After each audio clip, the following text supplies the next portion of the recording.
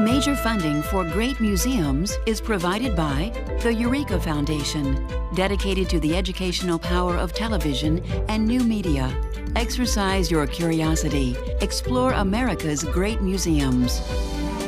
It's, just 10 a.m. on a Wednesday morning, and look at the number of people that are up here. You're about 3 stories in the air, and it gives you this completely different feeling. It's a wilderness in the middle of the city. The High Line has become such an important part of New York City. It makes you fall in love with the city all over again.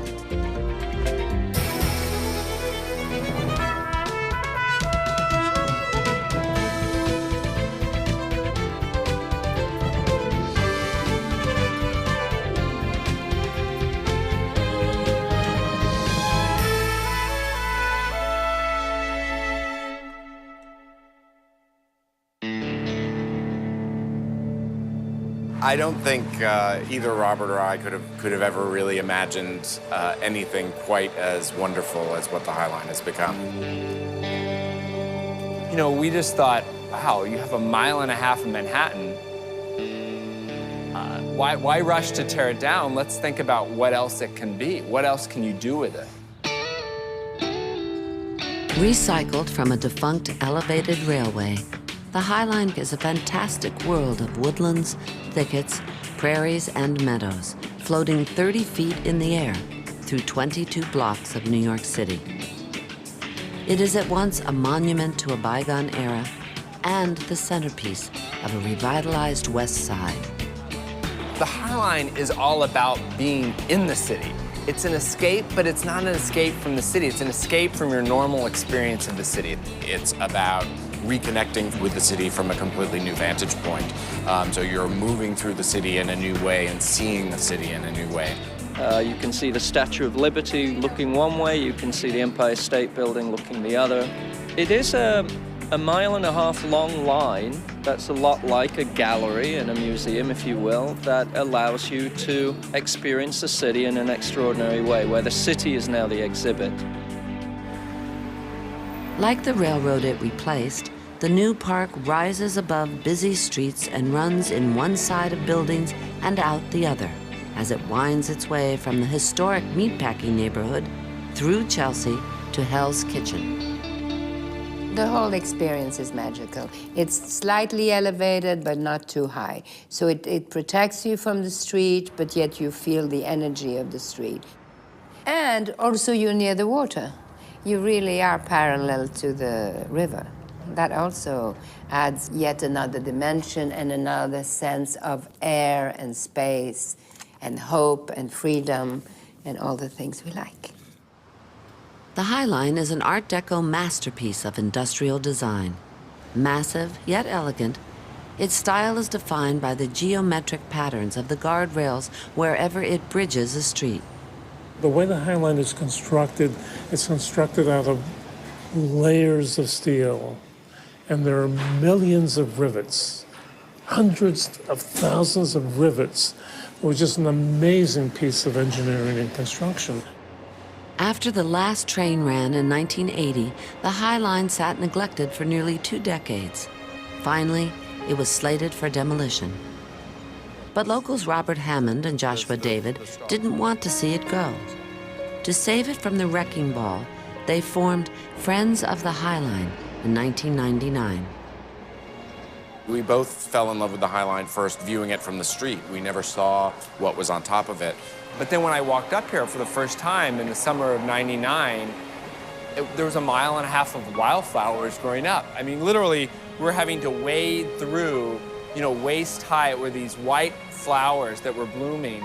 And when that vista opened up, it was just this huge, incredibly beautiful piece of open space that's a block away from my house that has been here all the time that I've lived in New York, and I never even knew it was here. The High Line changed me the moment that I saw it. This incredible old piece of urban infrastructure had turned into a magical garden in the sky.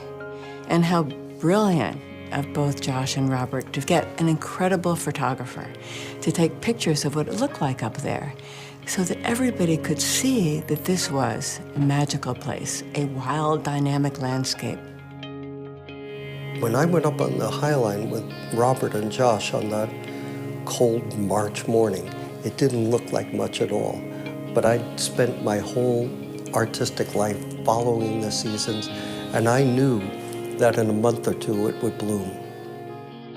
CSX Transportation, the owner of the High Line, gave Joel Sternfeld permission to photograph on the railroad for a year. And in May, it was like being in a meadow in the Alps. And Memorial Day weekend, the city was empty. And I was alone on the High Line, photographing the Starrett Lehigh building. And I realized I'd rather be here than any place in the world. And this is that same spring.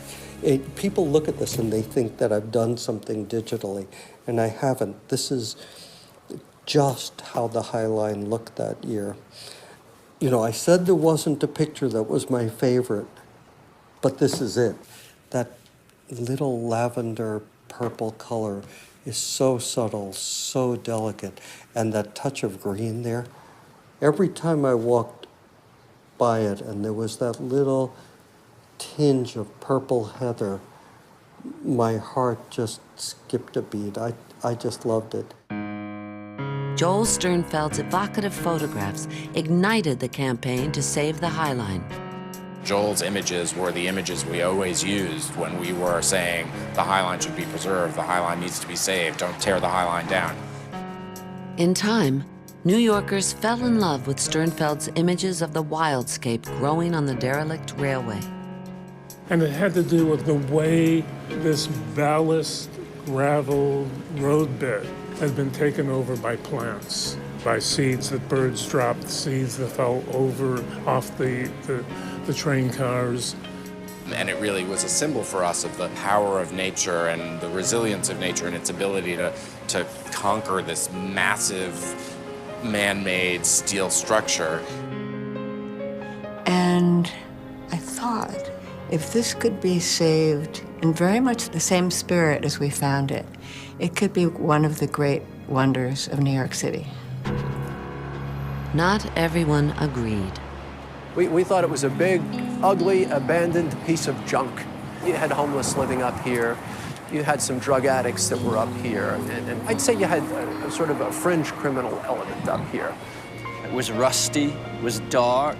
It was in a part of the city that was a little, marginal. No one could understand why you would want to keep it. And certainly no one could imagine how, if you did keep it, it could become something positive.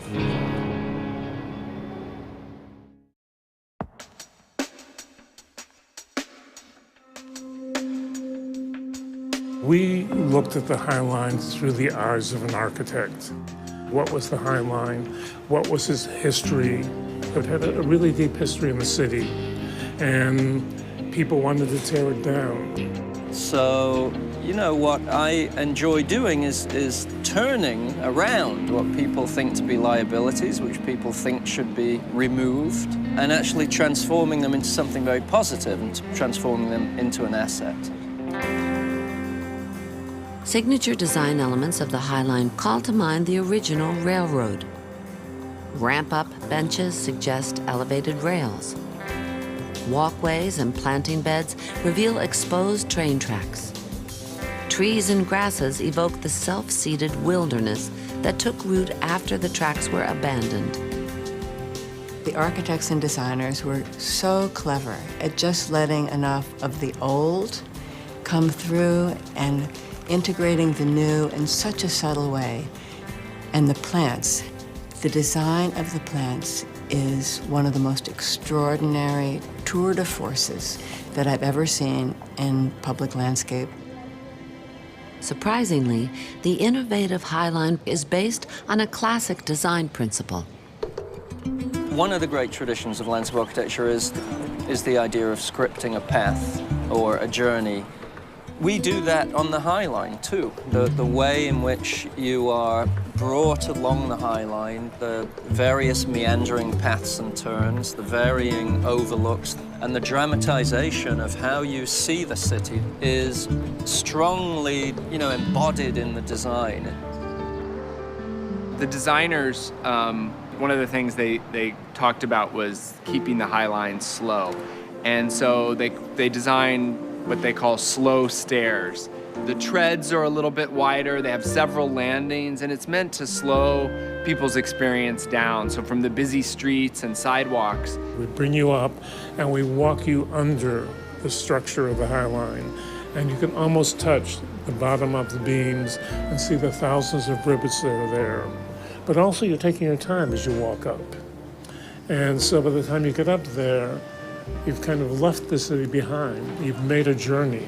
You don't realize that you've just walked up, basically 3 stories. At Gansevoort Street, where the High Line begins, the slow stairs deliver you to a lush woodland. Here, tall gray birch trees and native red buds thrive in just 3 feet of soil. But the average soil depth on the elevated High Line is only 18 inches. North of the Gansevoort woodland, the landscape changes.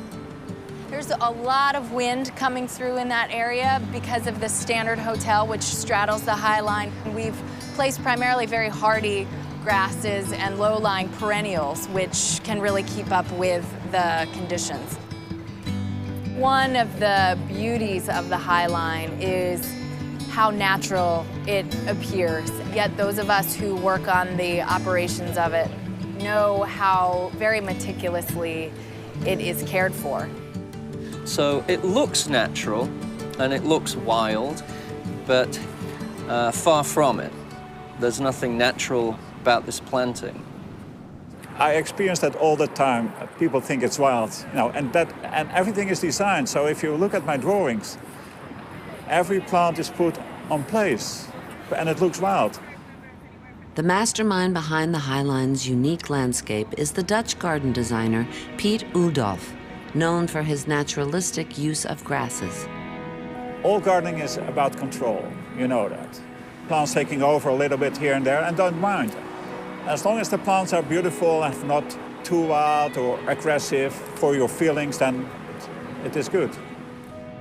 Oudolf's carefully constructed plantings recreate not only the look, but the feeling of the untamed wilderness.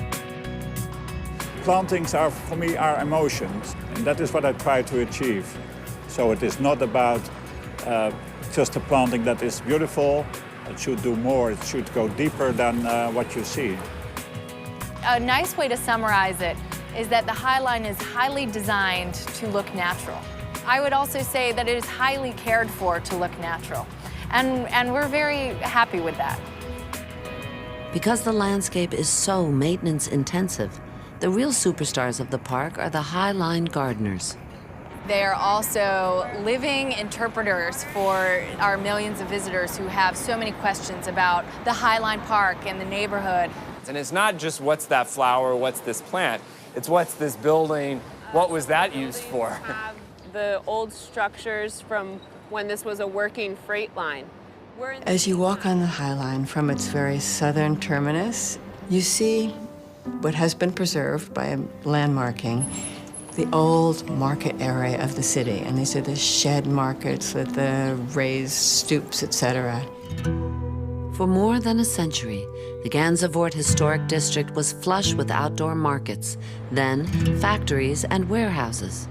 These were industrial buildings. They sort of bring you back into time and give you a glimpse of what the neighborhood was used for.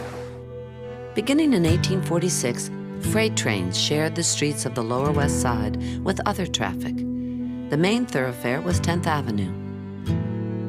And it became known as Death Avenue because so many people were run over by the confluence of the trains, the horse-drawn carriages, and pedestrians. Over time, trains running down the middle of the street killed or maimed hundreds of people. And in response to that, they hired a guy on horseback, nicknamed the West Side Cowboy, riding in front of a train, trying to wave people out of the way. Even though the trains inched along at 6 miles an hour, the tragedies continued. The last West Side Cowboy rode in 1941, 7 years after the elevated High Line opened. The thing that's really interesting about the High Line is not only did it lift the dangerous rail traffic off the streets, but it also made the very unusual step of interacting directly with the industrial buildings, taking the trains right inside those industrial buildings, into warehouses, into factories. So you had this transportation system that was physically connected with the built environment of New York City. The High Line became known as the lifeline of New York because it brought in food, milk, butter, eggs. The High Line runs through Chelsea Market, the site of an old Nabisco factory which once produced everything from saltines to Oreos. Today, the ovens are still hot. Chelsea Market is home to an arcade of restaurants and gourmet food shops. Right now, where we're sitting in the meatpacking district, they obviously brought in, meat, and they would just unload, the carcasses, into these buildings. It would get cut up and then taken all over the city. And there's still, right over here is still one of the last meat market areas of Manhattan. When we unload the beef carcasses, we have people take pictures of that every day. They get their cameras out, and if they see the carcasses coming off the truck on the rail, they stop and take pictures. Well, it's something you don't see that often anymore, and you certainly don't see it in Manhattan. John Jabagi, a third-generation meat guy, is one of the few remaining wholesalers in the neighborhood. My grandfather started down here in 1900 and started his own business in 1925. My father took it over, and he ran it until about 1969 when he merged with another company who wound up being right over here. Up on the High Line, a large line of metal brackets once anchored meat hooks for offloading the heavy carcasses directly from the trains. At one time, more than 250 slaughterhouses and meat packers operated in the neighborhood. There was no empty storefront here. You had guys that would cut 3-4 trailers of beef carcasses a day, and you're talking about 150, 200,000 pounds of beef a day. Bring it in, cut it up, push it out the door. And then you had little guys that would do like grinding and beef stew. So it was sort of the big guys fed the little guys, and that's how the market stayed busy. Today, the neighborhood stays busy as stiletto heels pound the Belgian blocks of the old market streets. This is now New York's hippest fashion district. The streets are lined with stylish boutiques, trendy hotels, and exclusive clubs mixed in cheek by jowl with the old meat market hangouts. We got oxtail, we got barbecue chicken, beef goulash. Hector's Cafe, wedged under the High Line on Little West 12th Street for the past 50 years, serves a diverse clientele. 2 a.m., we get a mixed crowd. You get the butchers in, the truck drivers, you get the bouncers, you get the party goers, people coming out of the clubs, or trying to get into a club. They all eat here. It's a diner, You have to have a little of everything.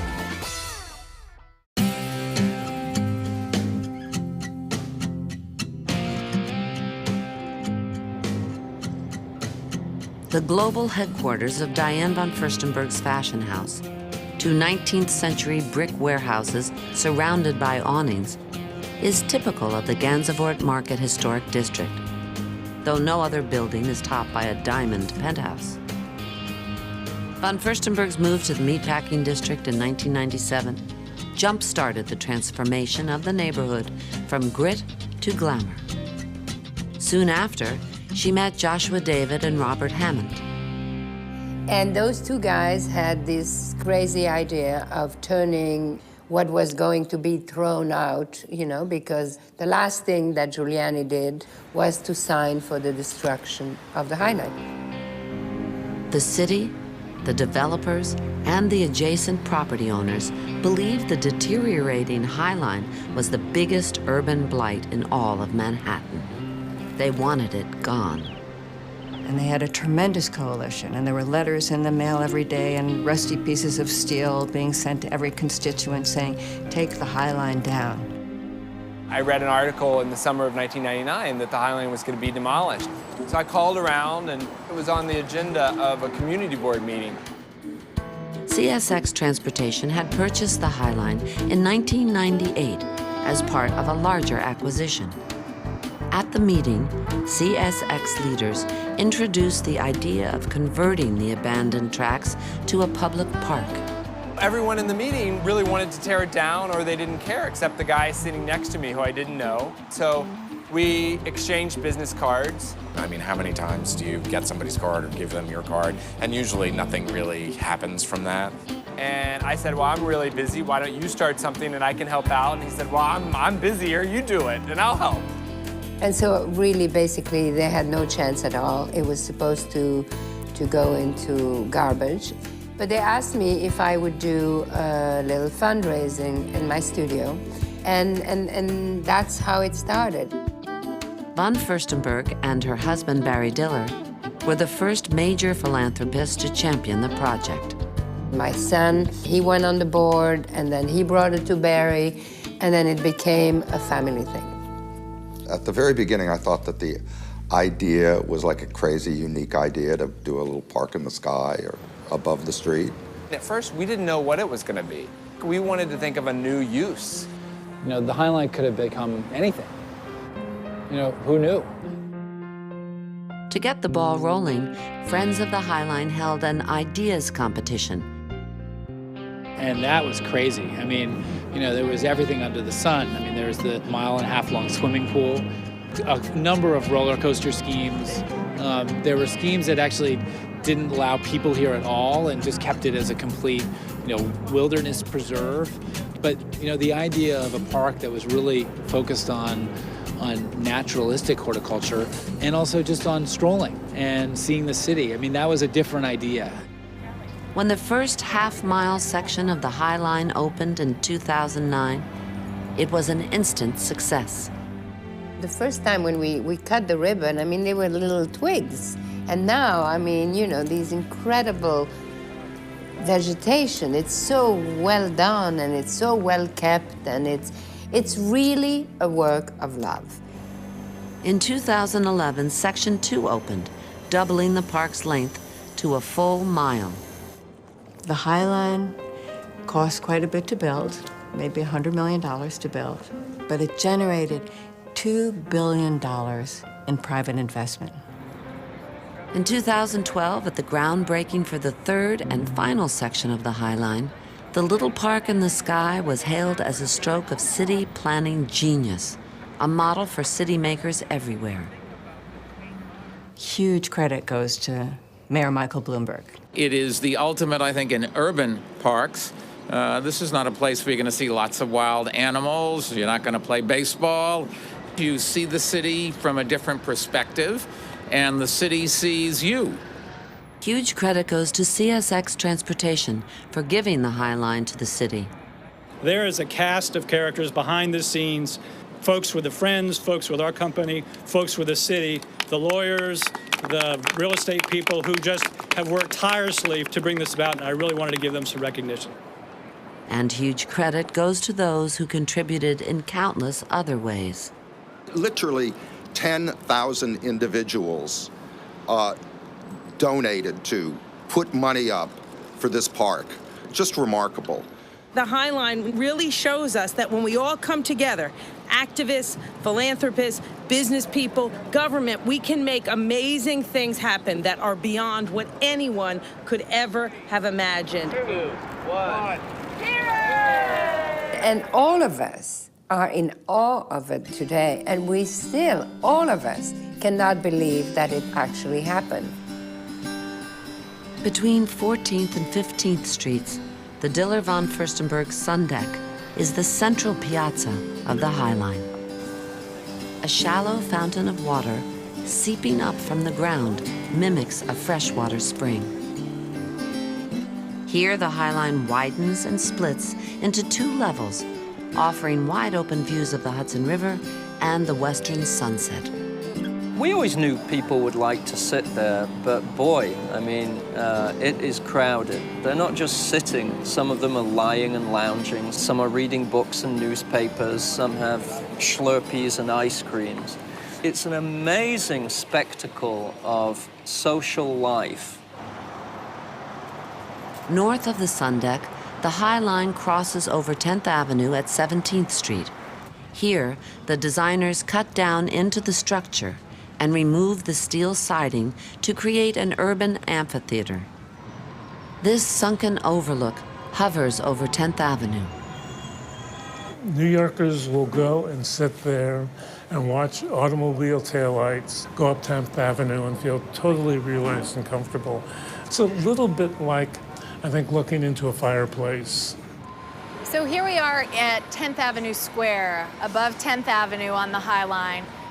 There are great views here to the Statue of Liberty, great opportunities to watch what's going on the street below, and also a number of spots for people to sit, have lunch, talk with friends, under the shade of these 3-flower maple trees, or Acer triflorum is the botanical name. The 3-flowered maple has this really beautiful exfoliating cinnamon-like bark. It's such a nice texture, and people love to feel and look at this bark.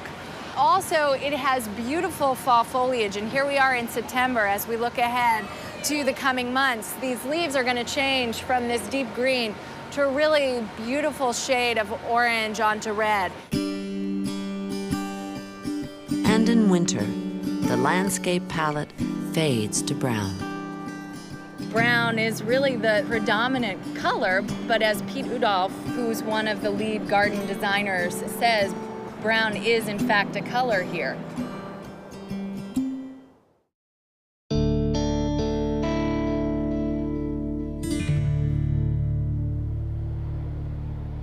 Pete Udolph chose plants for the High Line based on their entire growing cycle, their form and structure, not just their showy blooms.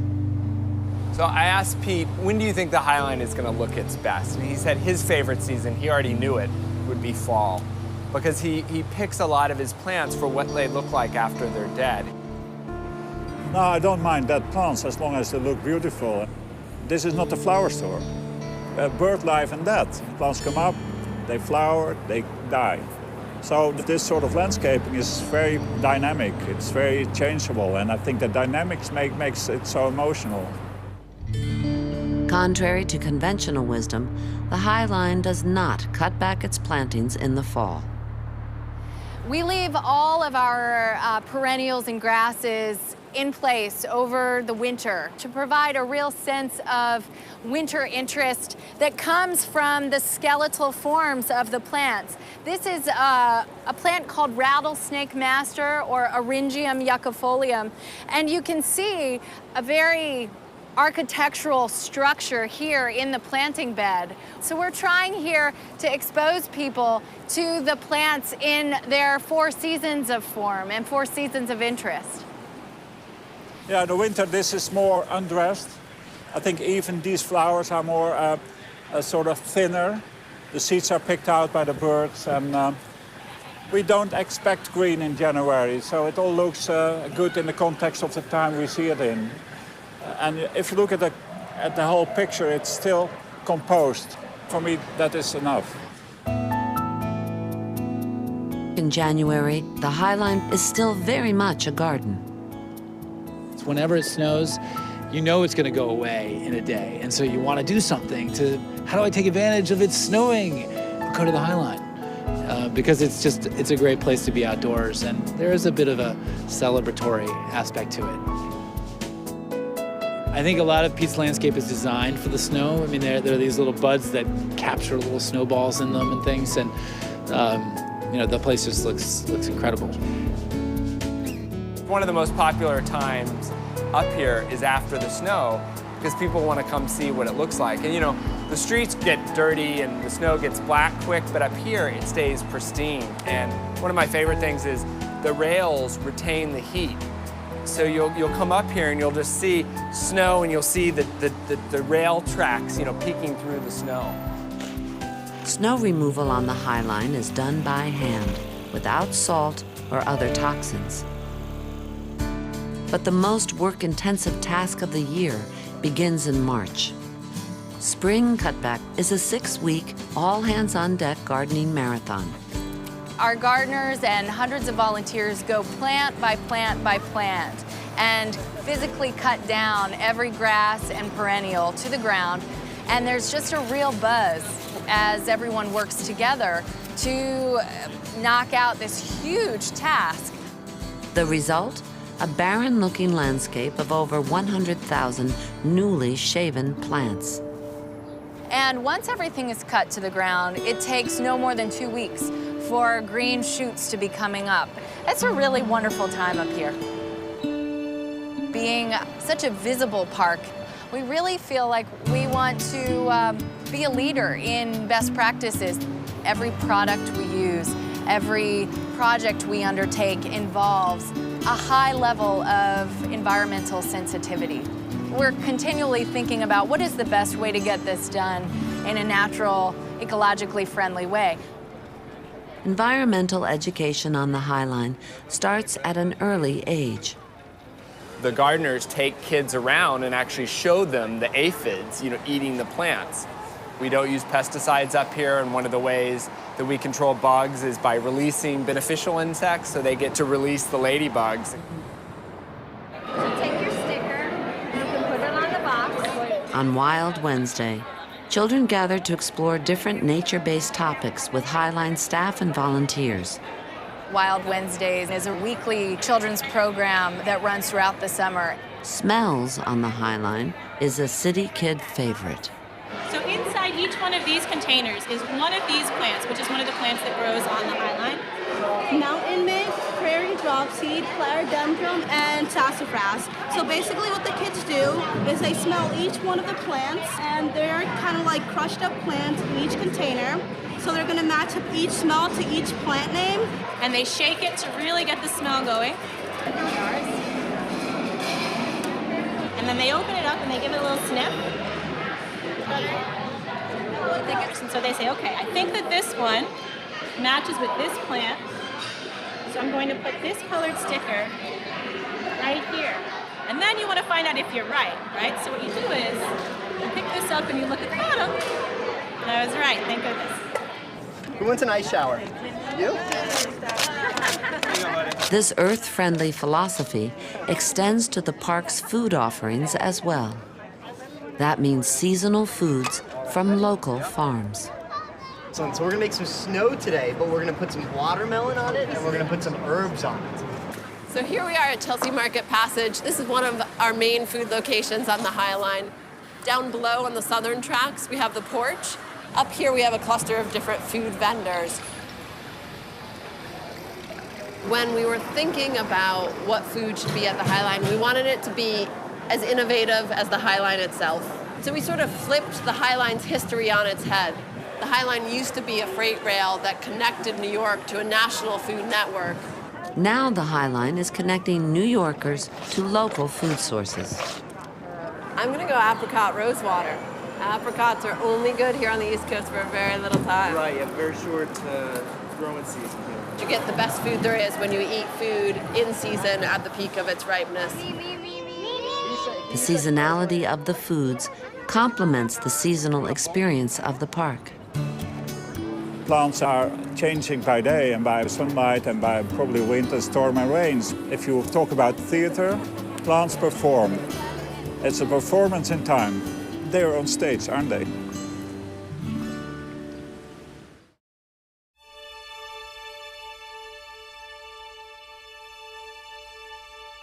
The Highline is, by its very nature, a piece of theater. And the moment you take that slow stare up, you start looking at plants, you start looking at the Highline, and then you start looking at each other. You're as much a player now in this drama as anything that Shakespeare could have written.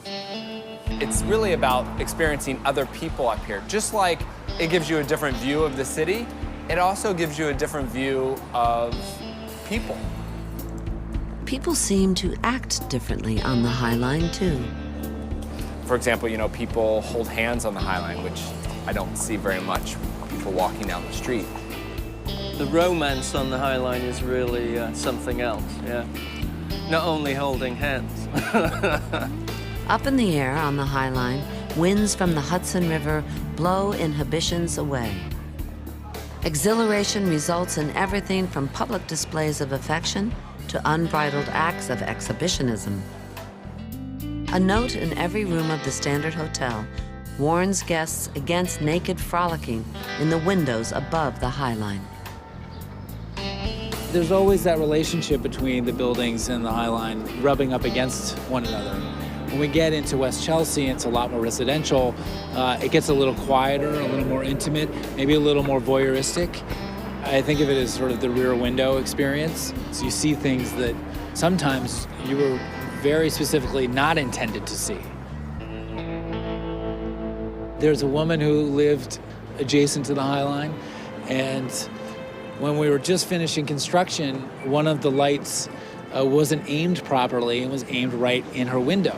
And you know, she's like an old punk rocker. And as a form of protest, she said, well, if you're gonna put the lights on me, I'm gonna give you a show. My whole front of my apartment was lit day and night. And a friend of mine came over and I said, we have to respond. We must respond to this somehow. She said, well, I can sing. So I had these lanterns that I'd had, these party patio lanterns, and I hung them out here. She had a small amplifier. And I said, okay, you sing and I'll talk. This is Renegade Cabaret. Thanks for coming tonight. This is a night I have been waiting for. It's a jewel of an evening, a jewel of an evening, you shall see. First, we have Elizabeth Soychek, the lady in the green dress, to sing all the songs you love to hear. Finding your hand on my knee means I was brought here for sport. Can't you behave yourself? We had another woman, and the lady in the red dress. But I'm a dropout. Who'd rather go up there? We had Barefoot Roger, who was actually an anti-folk, famous anti-folk singer. And we had a science project one night about the Perseids meteor shower, and that was very funny. One of the really fun things we did, we had a burlesque show out here one night, too. Well, Amber Ray, she's a classically trained burlesque dancer, and she sang a song, and she basically danced out here until she was in her pasties and G-string. The crowd went wild. People were all over the streets and everything. It was really great. When I looked at it later, I was panicky almost at what I had done, because that's when I got a letter from the landlord to stop doing performances on the fire escape. I think it could have gone on a little longer. We were really starting to get like any kind of act we wanted. I mean, people were so in love with the show, and really the neighborhood, the community got into it. They really loved it. It was astonishing. Just as amazing is the view from Patty's window. Thousands of people pass by every day on the once lonely tracks. This is now one of the most dramatic and yet simple areas of the High Line, the Chelsea grasslands.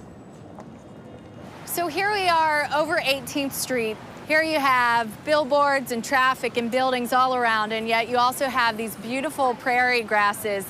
To my right here is the prairie dropseed, creating a beautiful, airy, wispy sense of movement throughout the High Line. It also gives off a smell that many people identify as dish soap, others cilantro. There's a guess from almost every visitor as to what this scent is. And then here a little bit higher, just turning to this beautiful shade of burgundy for the late summer and fall season, is this Shenandoah switchgrass. And then you can see, if we move over to the east a little bit here, you see the big blue stem. This is Andropogon gerardii. So you'll see these standing 4 up to 6 feet tall. And one of the things that we love about it is it turns a beautiful lavender color for the fall and as we get into winter.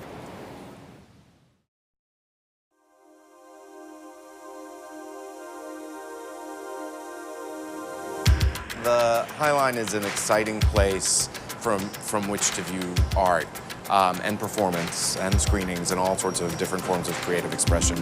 We don't only show and commission artworks on the High Line itself, We do it on rooftops, on the sides of buildings, down on the street below. You have this opportunity on the High Line to take the whole fabric of the neighborhood around you and use that as a platform for viewing art. Cecilia Alamani is director of High Line Art. She curates the art offerings for nearly 4 million visitors a year. It's a challenge, but it's also my passion to invite artists to think of creative ways of talking to a very wide audience. So the first thing I do, I invite an artist to come and do a site visit, and then they submit a proposal to us. And then we see if it's doable, because everything is a challenge up here on the High Line, and then we produce it. Public art on the High Line is experimental and ever-changing. Pieces are displayed for 1 year only. Lilliput, the first group exhibition on the High Line, featured 6 international artists. Scattered throughout the park, the sculptures of Lilliput conjured a magical world of fairy tale creatures and mysterious idols.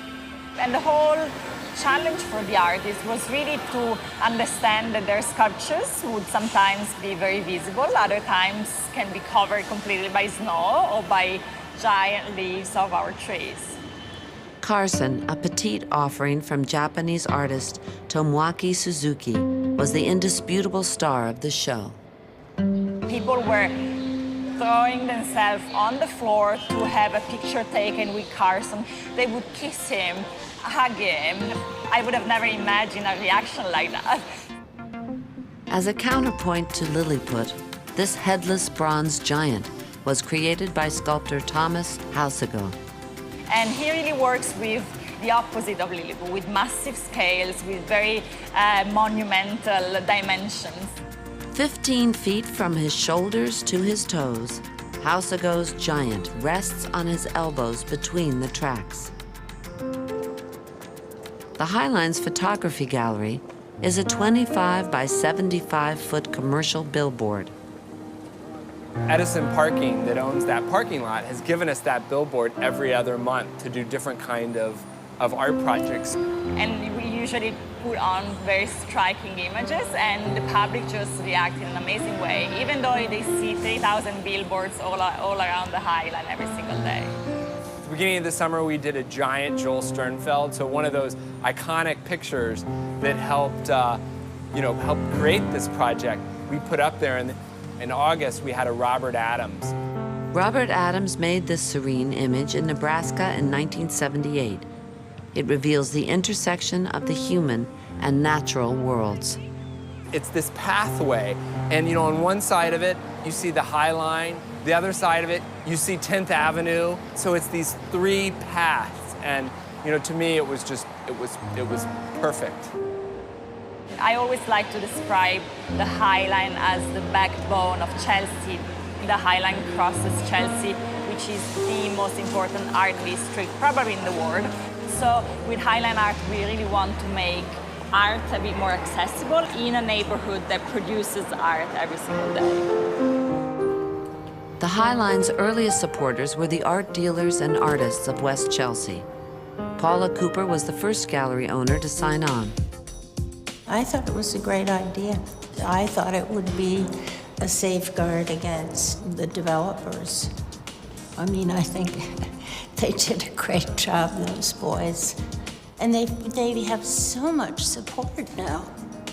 It's fantastic. Some people think the High Line is responsible for completely turning around Chelsea and making this such a desirable location. But the art galleries had already started to come to Chelsea. And they'd come to this neighborhood for really some of the same reasons we love the High Line. They loved the industrial quality of the architecture. They loved that it was on the fringe of the city and felt like the edge of the city. They loved these amazing spaces that the warehouses and factories provided for them for viewing artwork. Now Chelsea is an international art and social scene, home to more than 350 art galleries and artist studios. I come from Chile, and I feel very honored and very lucky to be showing my work here. It feels like a dream sometimes. All the galleries have openings, and a lot of them are on the same evenings. They coordinate. My work, evocative, atmospheric landscapes. The fading is oil paint, and the outside is acrylic paint. And then on top of that, I put multiple layers of resin, and I blowtorch it. I like the kind of physical interaction people have with it. Some people find it sinister, some people love it, you know, some people kind of pity it. You know, there's all sorts of responses that it evokes. It's incredible. I mean, Chelsea is the mecca of art. Not all art that is visible from the High Line is part of the park's official program. And so at the same time that we're commissioning our pieces, artists are on their own doing things all around us. That's just as exciting to us as the pieces that we commission ourselves. Artist Jordan Betton's home studio is typical of the landscape of West Chelsea. Some of the noise you hear from this studio is because we're built over a scrapyard, a metal scrapyard, and we're always living with the noises of the metal and trucks and stuff. It's part of the industrial charm of West Chelsea. A painter and designer, he fashions high-end, unique pieces of wearable art. These are snakeskin pants, python. So this is all Mexico. This is Africa. This one, India. The High Line has brought incredible change to the neighborhood. Because we're so close to it, I've embraced the crowd that's on the High Line, and I've brought my studio outdoors to them. When I'm outside painting, people on the High Line get to enjoy the experience of watching an artist in motion doing what they do. In exchange, I get to be inspired by the interaction that I have with the people on the High Line watching me work. It's like goes back and forth. It's really nice.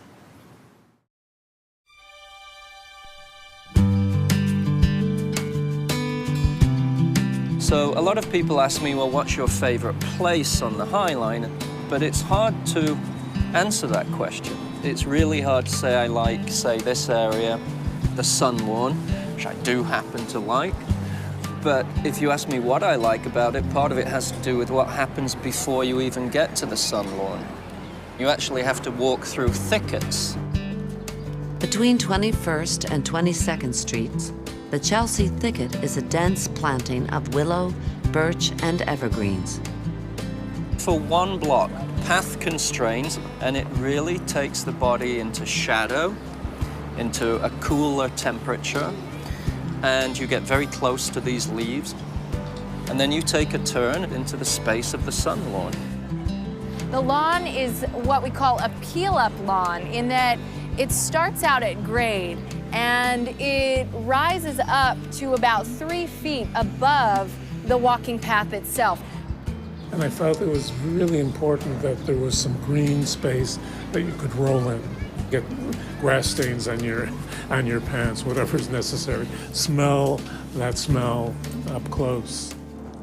On a pretty day, the Sun Lawn is flooded with picnickers, sunbathers, and children. But it's sometimes loved to death because so many people are using it. And we actually have to close it about 2 days of the week just to let it regenerate. North of the lawn, the park transitions into a meadowland. For 2 blocks, waist-high grasses and flowers envelop the joggers and strollers drifting along the path. And then suddenly, there are tall buildings on either side of the High Line, so it becomes very shady. You feel like you're in a canyon, and so we conceived of this steel structure, a bit like a catwalk, that would lift you up 8 feet off the High Line. And we have big leaf magnolias that are native to the southern states planted there. They create this very sci-fi canopy. The flyover soars over an undulating landscape of service berries, sumacs, and sassafras. Before the park was created, a dense wet forest had naturally grown up between the buildings. Joel Sternfeld captured the scene. A stand of ailanthus, the tree of heaven, thrives between the tracks.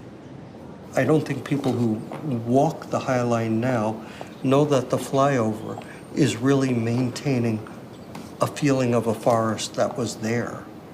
So there's a forest that's been maintained in the new park, and you fly over it. Overlooks spurring off the flyover are observation points for seeing the city. At 26th Street, the viewers are in a frame, a living billboard advertisement for the city's High Line. The experience of walking on the High Line is so much about the buildings around it. So as you move up and down the High Line, you're moving through this incredible display of Manhattan architecture from all these different periods. The most interesting architecture being done in New York is really in this sector, in this area. The Standard Hotel by Polshek Partnerships looks like an open book above the High Line. Very robust, really kind of amazing, sits on two legs. There's a spot where you can stand in the Chelsea grasslands where you can see buildings by Frank Gehry, Jean Nouvel, Shigeru Ban. And, you know, it's become a real architect's row for seeing some of the best new architecture that's been built in New York in the past few years. The most eye-catching building on the western horizon is by architect Frank Gehry. Like sails in the wind, the IAC building is the headquarters of Barry Diller's media empire. And I look at the building and I'm proud of the building because I think it's going to stand the test of time. It's real architecture. One of the beautiful things as you walk the High Line is to see both the new and the old.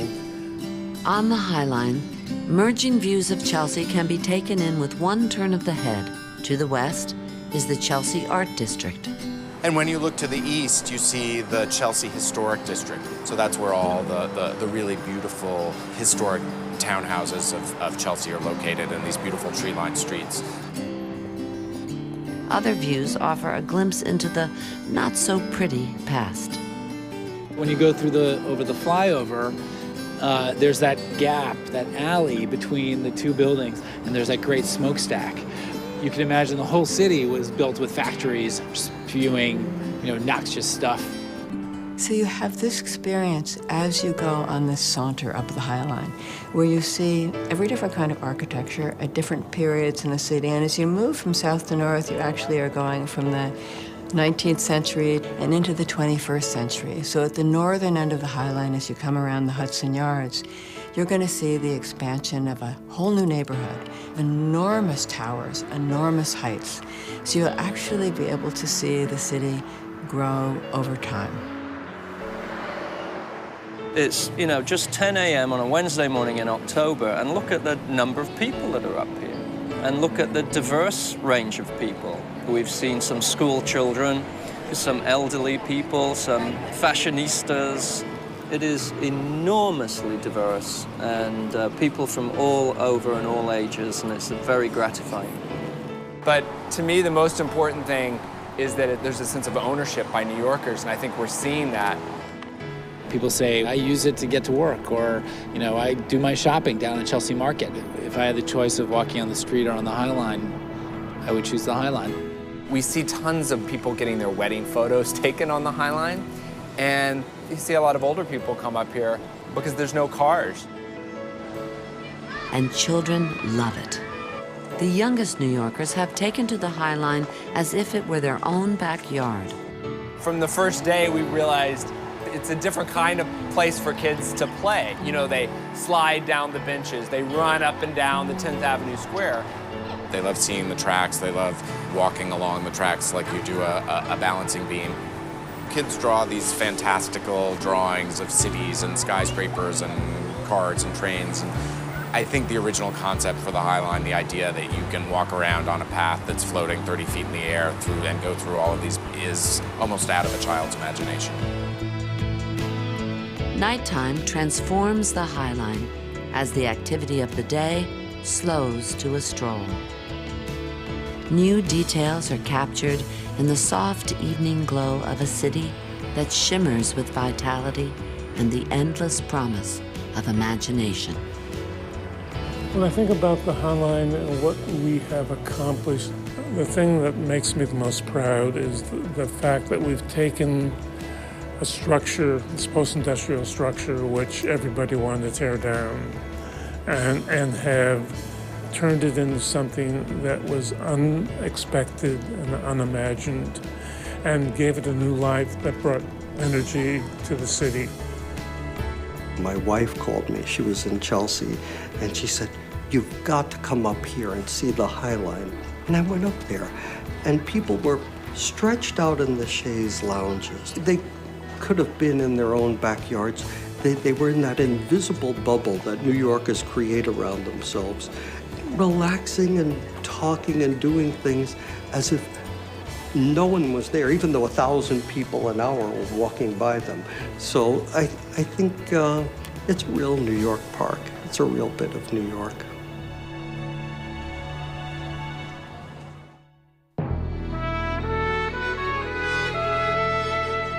Learn more about great museums at greatmuseums.org.